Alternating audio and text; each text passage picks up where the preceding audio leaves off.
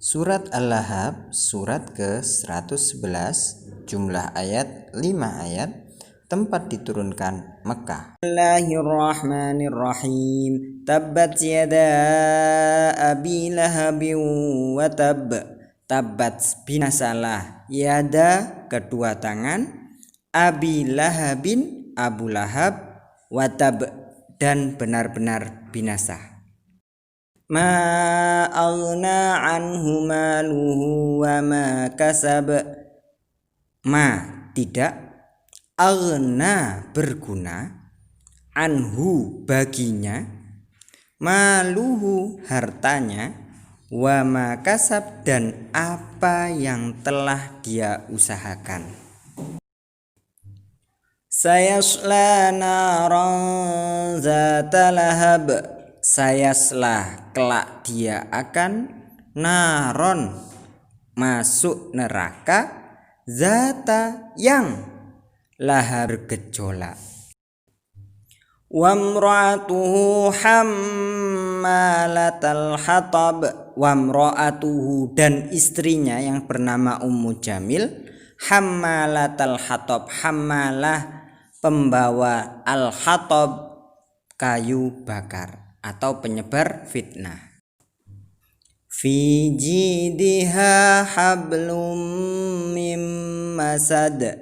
Fi, pada, jidiha, lehernya, hablum, tali, mim masadin, dari sabut. Asbabun nuzul surat Al-Lahab.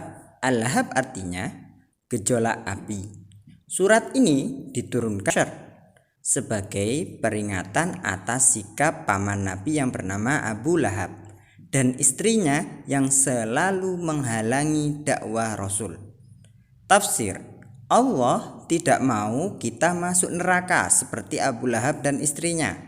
Mereka berdosa besar karena tidak beriman kepada Allah dan tidak percaya pada hari akhir. Kisah Abu Lahab. Kisah ini terdapat dalam Al-Quran, surat Al-Lahab ayat 1 hingga 5. Abu Lahab adalah satu-satunya paman Nabi Muhammad SAW dari pihak ayahnya yang paling menentang dakwah beliau. Abu Lahab adalah julukan yang melekat pada Abdul Uzza, nama sebenarnya. Ia dipanggil Abu Lahab karena wajahnya yang merah menyala seperti api saat marah. Sedangkan istrinya bernama Ummu Jamil. Sepasang suami istri itu hidup serba berkecukupan dengan harta benda yang mereka usahakan. Pada tanggal 22 April 571 Masehi di Mekah, lahirlah bayi laki-laki tampan yang disambut gembira oleh semua keluarga Abdul Muthalib, termasuk pamannya Abu Lahab. Baginya, kehadiran Muhammad kecil seperti penghibur atas kepergian saudaranya Abdullah yang pergi begitu cepat. Tahun demi tahun berlalu, Muhammad kecil tumbuh menjadi dewasa sampai pada usia 40 tahun. Beliau diangkat menjadi Rasul. Saat itu penduduk kota Mekah banyak yang masih menyembah berhala, termasuk Abu Lahab. Suatu hari Nabi Muhammad naik ke puncak Bukit Sofa dan berbicara di depan sekumpulan orang. Wahai sahabat, apakah kalian percaya jika aku katakan bahwa ada pasukan berkuda di lembah bukit ini yang akan menyerang kita? Ya, kami percaya padamu, wahai Muhammad. Kami tidak pernah mendapati sedikit pun keluar darimu ucapan dusta.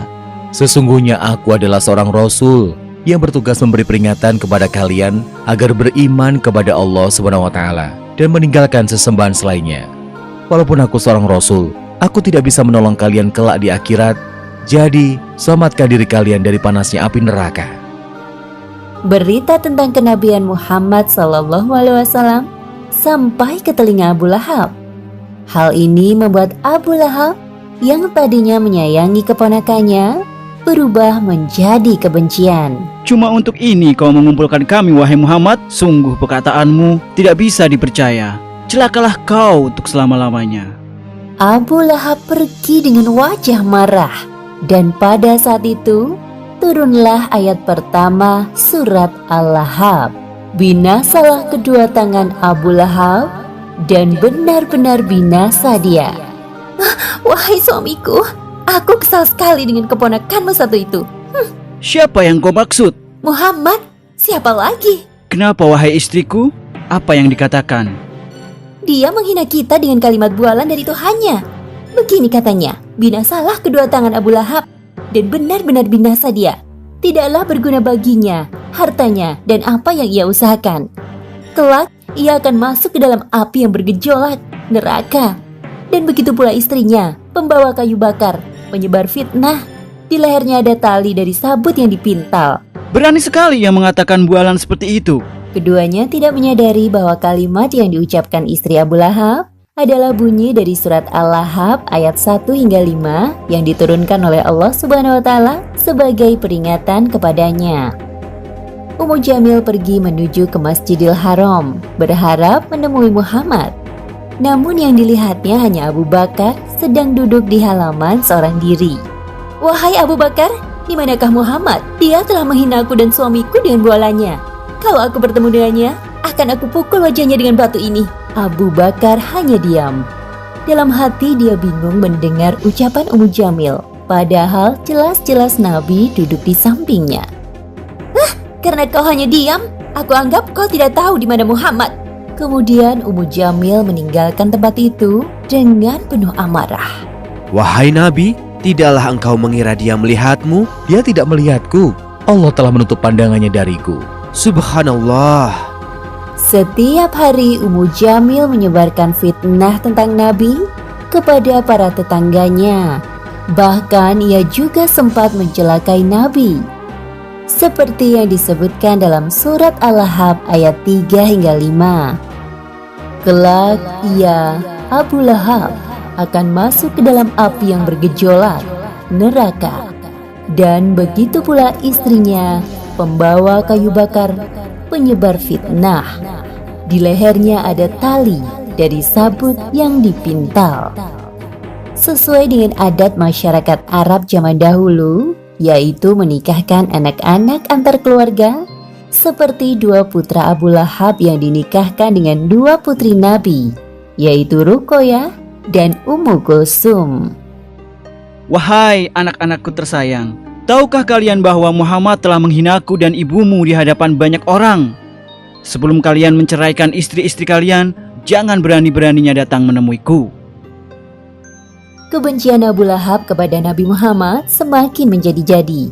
Ia mulai mengumpulkan orang-orang dan menyusun strategi perang. Namun disebabkan usia yang semakin tua dan tubuh yang lemah, Abu Lahab tidak ikut serta dalam peperangan. Abu Lahab berjalan-jalan di sekitar rumahnya dan bertemu dengan Ummu Fadl, istri Abbas. Istri Abbas sedang bersama budaknya. Wahai Abu Lahab, kenapa kau tak ikut perang untuk membela Tuhanmu, Lata dan Uzza? Untuk apa aku turun ke medan perang? Cukup hartaku yang menggantikanku. Lagi pula, aku sudah terlalu tua untuk ikut berperang. Di tengah pembicaraan mereka, lewat beberapa laki-laki yang pulang dari medan perang. Bagaimana hasilnya perang? Apakah kita menang? Kita kalah wahai Abu Lahab. Jumlah kaum muslimin memang lebih sedikit dari kita. Namun, mereka dibantu oleh pasukan perkasa berbaju putih yang sangat hebat dalam berperang. Apalagi banyak dari kaum kita yang menjadi tawanan mereka. Apa? Itu pasti malaikat yang dikirim Allah untuk membantu kaum muslimin. Diam kau budak! Abu Lahab mengambil kayu untuk memukul budak laki-laki itu tanpa henti. Karena tidak tahan melihat budaknya disakiti, Ummu Fadl mengambil kayu besar dan memukul kepala Abu Lahab sampai ia terluka dan jatuh. Abu Lahab kembali ke rumahnya dengan kepala terluka. Luka di kepalanya melebar ke seluruh tubuh, berbau busuk dan menular. Harta benda yang dimilikinya habis untuk mengobati penyakitnya. Seperti firman Allah dalam surat Al-Lahab ayat 2 yang berbunyi, "Tidaklah berguna baginya hartanya dan apa yang ia usahakan." 2 hari setelah perang Badar, Abu Lahab meninggal dengan mengenaskan. Tubuhnya membusuk dan berwarna hitam. Tidak ada seorang pun yang berani mendekat untuk memandikan jenazahnya, termasuk anak-anaknya, karena takut akan tertular. Akhirnya anak-anaknya melempari jenazah Abu Lahab dengan batu dari kejauhan sampai tertutup seluruh isi rumah. Demikianlah akhir kisah Abu Lahab yang enggan beriman sampai akhir kematiannya. Pelajaran yang dapat kita ambil dari kisah ini diantaranya: pertama, jangan sekali-kali mengingkari ayat-ayat Al-Quran seperti yang dilakukan oleh Abu Lahab dan istrinya. Kedua, jangan membanggakan harta benda yang kita miliki, karena semua itu tidak bisa melindungi dari azab Allah.